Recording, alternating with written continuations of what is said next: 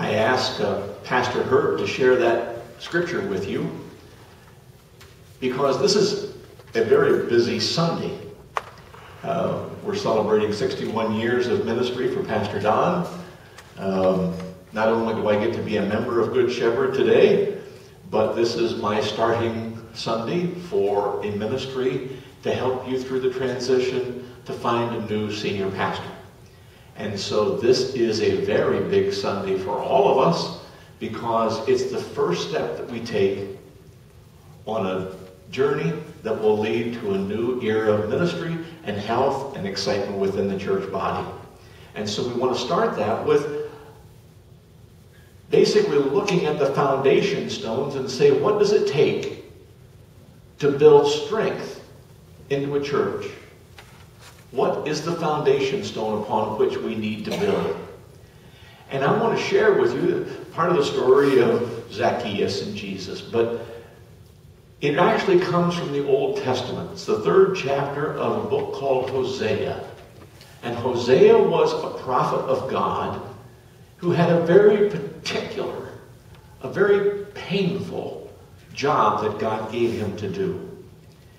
Hosea was a man who was to learn what it meant to know God's love and to know God's loving redemption. Hosea was given the job of marrying a lady named Gomer. Now, we don't think of Gomer as being a beautiful lady's name right now, but that was the name of that beautiful lady that Hosea married. But she was to be unfaithful to him. Anyone who knows how difficult marriage can be knows that being unfaithful is one of the terminal illnesses that have ended a lot of relationships. But she came home expecting a baby that someone else had fathered. And that wasn't quite the end of it. She came home pregnant again with another child that Hosea had not been the father of. And she came home pregnant again with another child that he was not the father of. And imagine his broken heart. Then in the 3rd chapter of Hosea, God gives him an instruction. The Lord said to me, "Go show your love to your wife again. Though she is loved by others and is an adulteress, love her as the Lord loves the Israelites, though they turn to other gods and love the sacred raisin cakes. So I bought her for 15 shekels of silver and about a homer and a leth of barley. And I told her, you are to live with me for many days." Now, I want you to think about what loving redemption means. We, as a church, must see with God's eyes. And that's not normal. That's a miracle that God gives us. We need to see with God's eyes. Think about what God said to Hosea. I want you to look at that woman that you married. Her name is Gomer. And what do you see? What do you see, Hosea? I see someone who betrayed me. I see someone who let me down. I see somebody that I've given chance after chance after chance. I see someone I have tried to love, and they have failed me at every turn. How could I possibly endure anymore? What do you see, Hosea? I see someone unworthy of my love. I see someone that I'd love to have your wrath pour out on. I see someone that I'm angry with, and I have no intention of forgiving. What do you see, Hosea? I see someone who is worthless.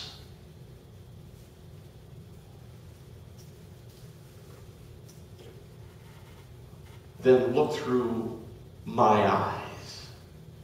See who I see.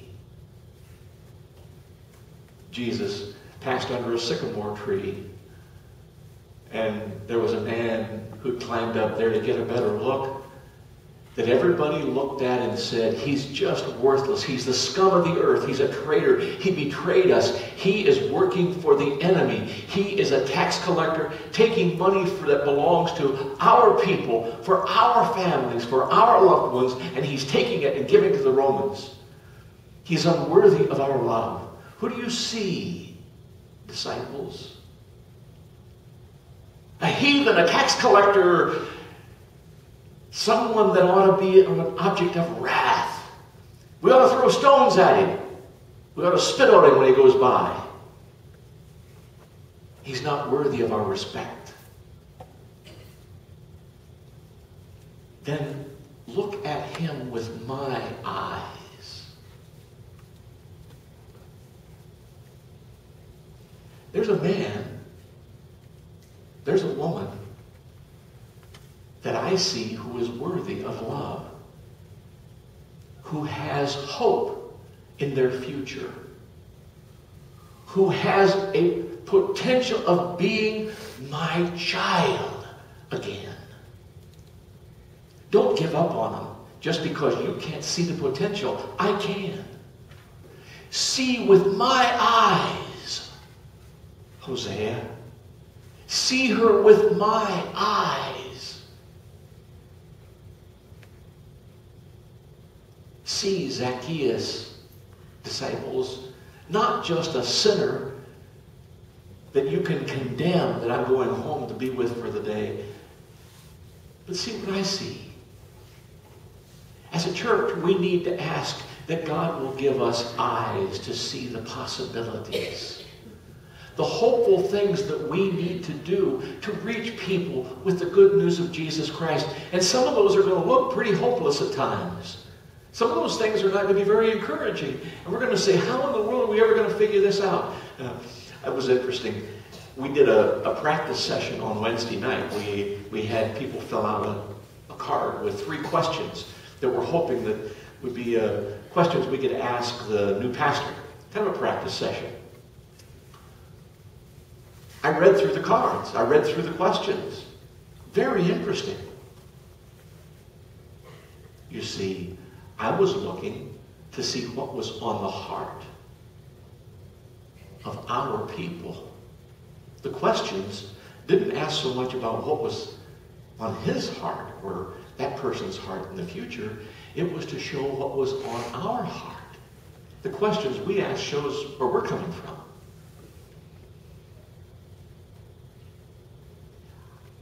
I didn't see a lot of questions about a burning passion to reach the lost.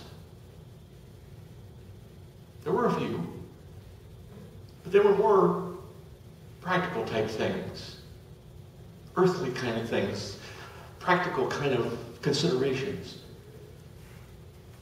But I'll tell you what, if a pastor doesn't come in with a passion, with a vision of reaching people that we wouldn't automatically expect to be good people, automatically be the right kind of people, this church won't be able to develop and grow. It takes a person with God's eyes to be able to see how we can work these things and reach people with the good news. Pastor Don came in here in 1967, 35 years ago. And if you looked at the pictures, if you saw in his eyes, he and Becky, standing up in front of the Jones Auditorium, these are people that have preached in revival services all over the country, who've had citywide crusades, who've had long revivals, all with one specific goal in mind. There's got to be somebody that God's working with and hoping to change their lives. Maybe it's the town drunk. You got a couple of those stories. Maybe it's just good people who aren't good enough. They don't have Jesus Christ in their heart. Maybe it's a Christian leader who's been on the cutting edge of doing things within the church, but never really fully surrendered their heart. You see, we don't know what's going on inside of somebody until we're able to see with God's eyes. And sometimes it's the ones that are the hardest to love that Jesus Christ says, could you please show my love to a guy like Zacchaeus? Well, Hosea looked at her and he said, she's my wife, my unfaithful wife. God said, Hosea, what's in your heart toward her? How do you see her with your heart? You got eyes, but what do you see with your heart? God said, I see a lady who has lived a life of sin, who has suffered all the consequences, who has finally, even to pay her bills, sold herself into slavery. She's been stripped of all of her fine clothes. She's had all of her jewelry taken away. They've probably taken sheep shearing scissors and clipped off all of her hair because a slave was to be humiliated as much as anything. She's shivering there in nothing but ragged clothes that someone had thrown out that they put on her. And with no future, no hope, no life left. Do you see what I see? Do you feel what I feel, Hosea? Well, I can't feel that way about Zacchaeus. He's rich. He's got all of his fine clothes. He lives in a great big house. He gets escorted all around with his security detail. He's got everything anybody would ever want. He's not poor. He's not rejected. Really? An outcast? A man who's considered a traitor? How do you feel about them? What does your heart tell you about Zacchaeus? Do you feel my compassion? Do you feel my love? Even for those who are hurting so bad, that don't look like they're hurting on the outside, they look like they're happy, laughing, boisterous, everything's going great. Do you see their brokenness? Do you feel their guilt? Do you feel the regret that they have for all of their failures? I do. Jesus told a story about a prodigal son. Most of us kind of feel good that he got what was coming to him. He ended up in a pig pen, hungry. Isn't he the one that, he got what's coming to him? Okay. No! I want to extend my loving redemption to every person, every broken-hearted one, every unredeemed person. I don't want any person to know that they have rejected God and therefore God's going to throw them away. Worthless. Hopeless. Hosea, what are you going to do now? I told you how I see her. I told you how I love her. What are you going to do now in response to my love? What's your passion? Hosea said, well, I guess I better get my checkbook out. Because she's just about to be sold to the highest bidder. You got that much money in the bank? Well, I may have to take a mortgage out of my house. I don't know that I have that much, but I'm willing to even put my life in danger. My own life in danger. I'm going to risk the humiliation of all my friends. You mean you bought your own wife back at auction? At the slavery auction? You fool!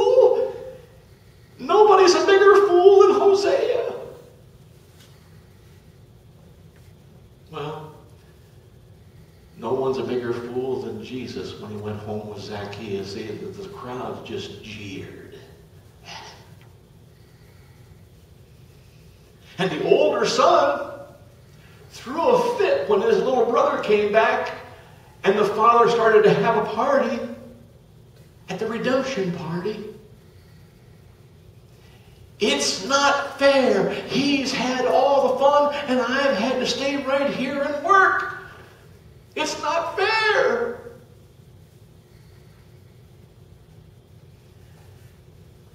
You see, he wasn't looking at his brother with God's eyes. He wasn't looking at his brother's misery and brokenness, his failure and his regret and remorse with God's heart. And he had no concept of God's passion to try and bring him back into fellowship. How much are you willing to pay, Hosea? Whatever it takes. How much are you willing to pay, Zacchaeus? Whatever it takes. To repay the love that God has given me. The forgiveness, the grace, the gentleness, the patience until I could finally see what I needed.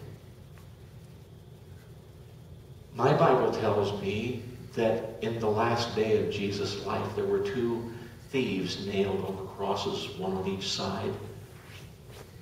And for a time, they both taunted and teased him and humiliated him for having gotten caught and being brought to the execution.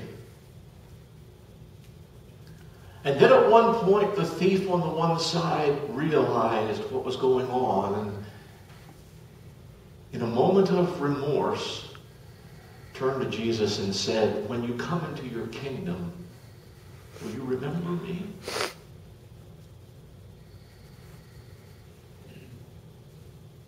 How did Jesus see him? A man of worth, of value, of hope, a man worthy of grace? How did he feel about him in his heart? Did he love him? Did he really want him to see the light and really grab a hold of what grace was all about? To change his heart from one filled with sin and selfishness to one of yielded submission to Jesus? How much was he willing to pay to see this man who had nothing to live for receive grace? In the end, it cost Jesus everything. His own life. But he could say to the man who was the thief on the cross, "You've not done anything worthy of my love. You've not done anything worthy of my forgiveness. You've done nothing to receive blessing. You haven't obeyed the law. You haven't been faithful in any way. But I'm willing to let my last drop of blood be spilled so that you can have forgiveness." That's how much I love. That's how much I care. Good Shepherd Church, we have to see the community in which we live with God's eyes. We have to see the community that we live with God's heart. We have to begin to understand who they are and what the needs are and how we can meet those needs. I've heard all the stories. I've been listening to the history. Each day I come in and Becky or Don will give me more of the history. And I've seen the struggle of the prayer vigils been held for individuals who were in the hospital and barely hanging on to life. I've seen the people working through the broken relationships and the divorces and the terrible diseases, and I've listened to them holding the hands of those who were dying of major diseases, and there just doesn't seem to be any hope. And I've watched them tell the story about the sorrow as they held on to the surviving spouses and family and comforted them and held them together. They see with God's eyes. They feel with God's heart. They are willing to go to the wall to make sure that people are taken care of. We need to share that. We need to be a part of that. And what we need to be praying as we come to the time when we're ready to start this search is, Lord, we may have gotten a little bit lazy. Well, I'm not talking about you specifically, but as a church.